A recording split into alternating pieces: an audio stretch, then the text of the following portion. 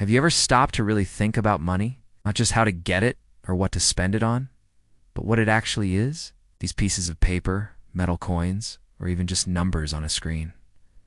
Why do they hold so much power over our lives? What gives them value? Today we're diving deep into the philosophy of money to understand why this strange human invention exists at all. It's a story about trust, time, power, and what it means to be human. Let's rewind the clock, way back before the first coin was ever minted. Imagine a world without money. This was the world of barter. If you were a fisherman and you needed bread, you had to find a baker who wanted fish. Sounds simple, right? But what if the baker doesn't like fish? What if you have a whole boatload of fish, but you only need one loaf of bread? And what if your fish will spoil by tomorrow, but the baker won't have fresh bread until next week? This is what economists call the double coincidence of wants. It's incredibly inefficient. You'd spend more time trying to find someone to trade with than actually producing anything. Life was complicated, limited, and frankly, a logistical nightmare. Humanity needed a better system. We needed a breakthrough. That breakthrough was money. Here's the key insight. Money isn't a thing. It's a technology. It's a social technology, to be exact. Just like the wheel helped us conquer physical distance, money helped us conquer transactional distance. It's a tool we invented to solve the problems of barter. Think about it. Money serves three main functions. First, it's a medium of exchange. That fisherman can now sell his fish to anyone for money and then use that money to buy bread from the baker. No more searching for a fish-loving baker. Second, it's a unit of account. Can now price everything in a common denominator. Fish is worth $2. A loaf of bread is $1. It makes value clear and comparable. It's a store of value.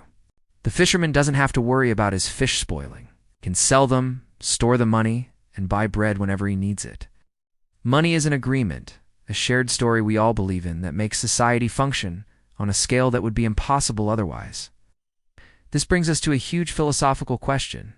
Where does the value of money actually come from? Dollar bill is just a piece of paper with fancy printing. A Bitcoin is just a line of code. Neither has any real intrinsic value, unlike a fish you can eat or a house you can live in. So why do we accept it as payment? The short answer is because we believe everyone else will accept it too. The value of money is a collective hallucination, a shared fiction. Waste in the past, this fiction was anchored to something tangible like gold or silver. This was called the gold standard. A dollar was valuable because you could, in theory, exchange it for a specific amount of gold.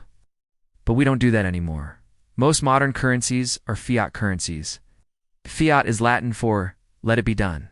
The money has value simply because a government declares it does, and we, the people, collectively trust in that declaration and the stability of that government. This idea of trust is absolutely central to the existence of money. Money is crystallized trust.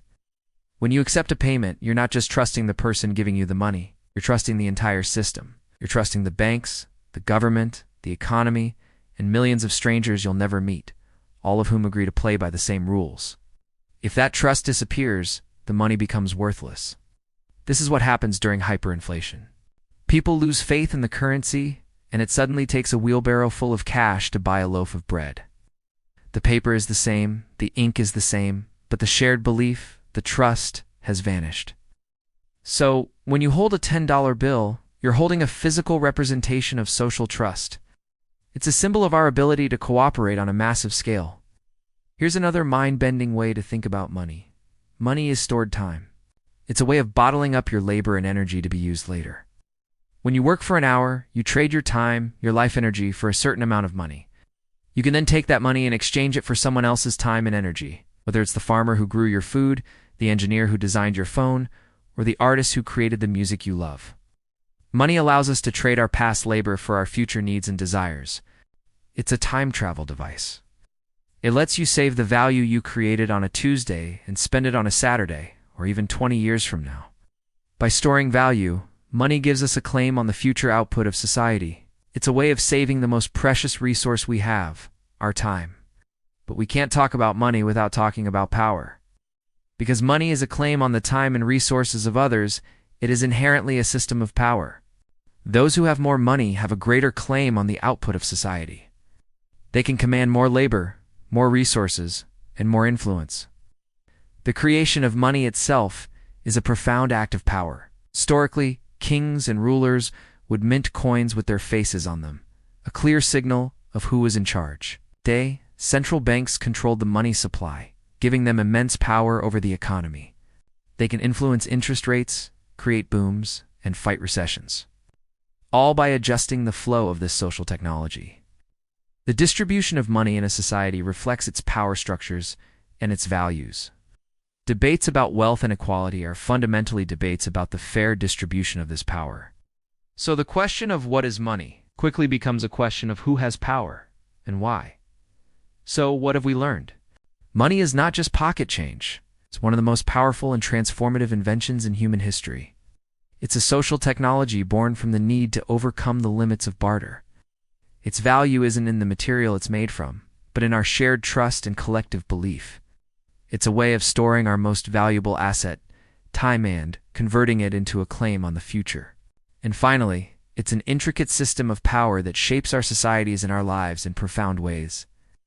The next time you pull out your wallet or check your bank account, take a moment. You're not just looking at numbers. You're looking at a complex tapestry of trust, time, and power. The very story of human civilization, distilled into a single, elegant, and world-changing idea. Thanks so much for exploring this deep topic with me today. If you enjoyed this journey into the philosophy of money, make sure to hit that like button and subscribe for more deep dives into the ideas that shape our world. Let me know in the comments what you think. Is money a force for good or the root of all evil? I'd love to hear your thoughts. See you in the next video.